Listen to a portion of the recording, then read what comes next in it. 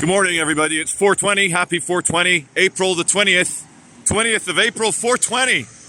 It's also the birthday of a bad guy, isn't it? HH. No, AH. And they say HH. Speaking of 420 and bad guys, check out the never-ending Seal of Solomon symbol, or the Star of David.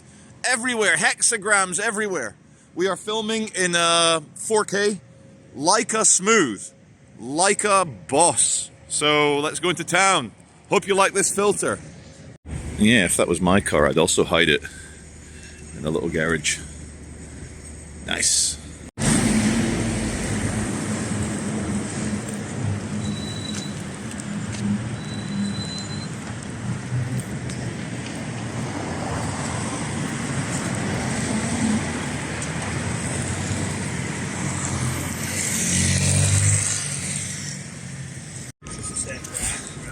Look at that sunniness. Look at that glare off the road. It looks nice. Rush hour is very strange this morning. I started my journey at about 8:20. It's just after 9 a.m. now, and there's no one in the city. The bus was empty. The roads were empty. We did a 40-minute journey in less than half an hour. Where is everyone? Are they all off sick? Is everyone not turning up for work anymore? This would all be rammed at this time. It's 9:10. 9:10 on a Wednesday. It's not even Easter anymore. There's nobody.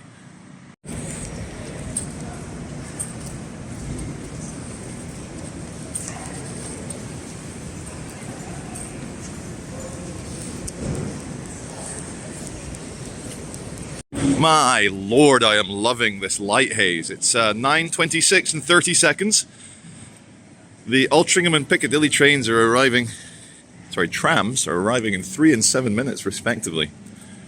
And the sun's elevation on 420 is at about 38 degrees. Blue. Been waiting all day, and it's 20th fucking April.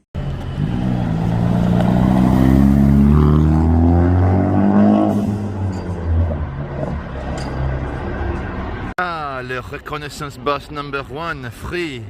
My favorite price for any transport. Why am I doing a weird French accent? I don't know. It's because a Volkswagen Polo is holding up an armed police car. The people in that car have arms and legs. That's 20 times zoom. You get a bit older, you start avoiding people. I don't mean like specific people, like, oh, Dave, not friendly with Dave, gotta avoid it. I mean people in general. I'm near Swinton Town Hall Extension, one of the brutalism examples that I quite like. But I'm talking about the general public, not just nice little ladies training golden retrievers. I'm not talking about them wearing the color of Ukraine. More, you know, people you might bump into, everyday people, people on the bus, people in the shops, people in the queue at the cafe, people trying to find coins when they've been waiting in the fucking queue for half an hour knowing that they'll have to try and find some money at some point. Oh man, you know, I've watched The Batman recently at the cinema. In the queue, I should have used the machine. I thought I'd go old school. Queuing there's like loads of couples ahead of me, young people, couples, gonna go enjoy The Batman. And they're literally queuing for 5 minutes, and then they get to the front. The assistant goes, how can I help you? And they're like, whoa, we're at the cinema. We better look at the boards, better see what's on. It's like, you've had 10 minutes. You should have known what you're gonna fucking watch before you turn up at the fucking View Cinema in the Printworks. Conclusion is that as many people as there are in the world, that's how many universes there are. Every single person living their own universe, their own dream of themselves as an entity walking around a 3D plane. But it's all so different. It's like, it blows my effing mind. How can people have such different opinions, different viewpoints, different moralities about the same thing? Turns out,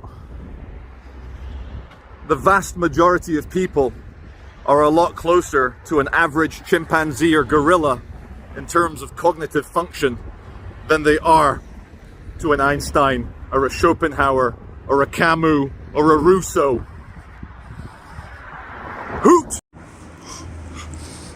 So a few weeks ago I got barred from Aldi. I'll tell you my crime. I was filming a couple with a baby stuck in a lift, a glass lift, what the Americans would call an elevator. And they were trapped in there for half an hour. In before, oh, you shouldn't smoke, it's bad for you. So I called the fire service because the staff couldn't get them out. And for my civic duty, the assistant manager of Aldi, Nalina, she starts shouting at me in front of everyone. So on Fritz's video, you see me say, oh, you can't speak to me like that. What the hell? You. And I was going to insult her. And she goes, yeah, go on. What? And I said, you rude little cow. Now,